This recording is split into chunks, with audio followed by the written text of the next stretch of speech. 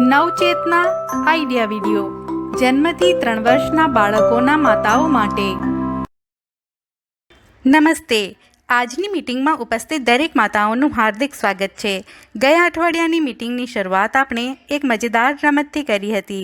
આપવામાં આવેલ રમતો દ્વારા બાળક હાથની આંગળીઓ પર સારી રીતે સંતુલન જાળવતા શીખે છે તે જોયું હતું તથા માતાનું દૂધ બાળકો માટે સૌથી અસરકારક ઔષધીય ટોનિક માનવામાં આવે છે તેના વિશેની માહિતી મેળવી હતી।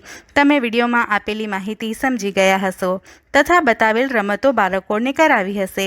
ચાલો આ દરેકના અનુભવ અહીં સૌને જણાવીએ। તમારા અનુભવ જણાવો ત્યાં સુધી આ વિડીયોને અહીં રોકો। ચાલો હવે આગળની પ્રવૃત્તિ કરીએ જેનું નામ છે મળીને કંઈક કરીએ।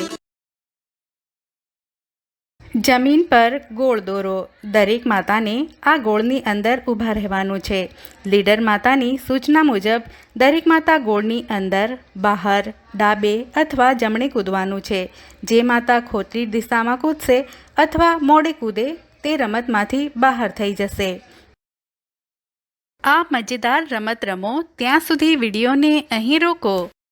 આશા છે આ રમત રમવામાં દરેક માતાને મજા આવી હશે। ચાલો હવે આગળની પ્રવૃત્તિ કરીએ જેનું નામ છે કંઈક નવું શીખીએ। નાના બાળકોની સાથે લાંબી મુસાફરીમાં જવું માતા પિતા માટે પડકાર છે। ચાલો જાણીએ કે તેમને મુસાફરીમાં સાથે લેવા માટે કઈ કઈ વસ્તુઓની જરૂર પડી શકે છે। દવાઓ। બાળકની રોજિંદી દવાઓ જેમ કે શરદી તાવ ઝાડા માટે દવાઓ તમારી સાથે રાખો।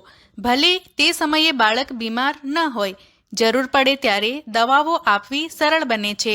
બાળકના ડૉક્ટરનો ફોન નંબર પણ તમારી પાસે રાખો। ખોરાક।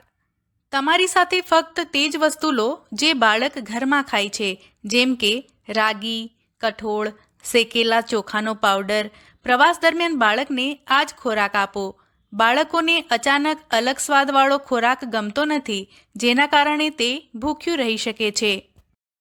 કપડાં। મુસાફરી કરતી વખતે ત્યાંના હવામાનને ધ્યાનમાં રાખીને બાળક માટે યોગ્ય અને પર્યાપ્ત માત્રામાં કપડાં લેવાનું ભૂલશો નહીં। મુસાફરી કરતી વખતે ડાયપર રાખવાથી તમારા બાળકના સૂસુનું ધ્યાન રાખવામાં સરળતા રહે છે જેના કારણે ઘણા કપડાં બગડતા નથી।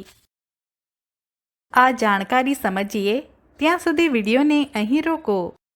આ જાણકારીનો ફાયદો તમને કેવી રીતે થઈ શકે છે દરેક માતા સમૂહમાં જણાવે। ચાલો હવે આગળની પ્રવૃત્તિ કરીએ જેનું નામ છે ઘરે જઈને બાળકોને કરાવો। બતાવેલ પ્રવૃત્તિઓમાં બાળક પોતાનું ધ્યાન રાખવું ભાવનાઓ વ્યક્ત કરવી પોતાની જરૂરિયાતો પૂરી કરવાનું સમજે છે। જન્મથી 6 માસના બાળકો માટે આ ઉંમરે બાળક પરિચિત ચહેરાઓ જોઈ હશે। પરિચિત લોકો સાથે વાત કરવાથી ખુશીના ભાવ વધે છે। 7 થી 12 માસના બાળકો માટે આ ઉંમરમાં બાળક ભાવનાઓ વ્યક્ત કરે છે। જ્યારે અમુક બાબતો તેમની ઈચ્છા મુજબ ના થાય ત્યારે રડે છે અજાણ્યાઓને જોઈને ગભરાઈ જાય છે અથવા શરમાય છે। 13 થી 24 માસના બાળકો માટે આ ઉંમરે બાળક કેટલીક પરિસ્થિતિઓમાં ડર બતાવે છે જેમ કે ચહેરા પર ડરામણું માસ્ક લગાવીને તેની સામે જાય છે તો બાળક ડરે છે તથા અંધારાથી ડરે છે। 25 થી 36 માસના બાળકો માટે આ ઉંમરમાં બાળક પોતાના મિત્રો સાથે રમવાનું પસંદ કરે છે।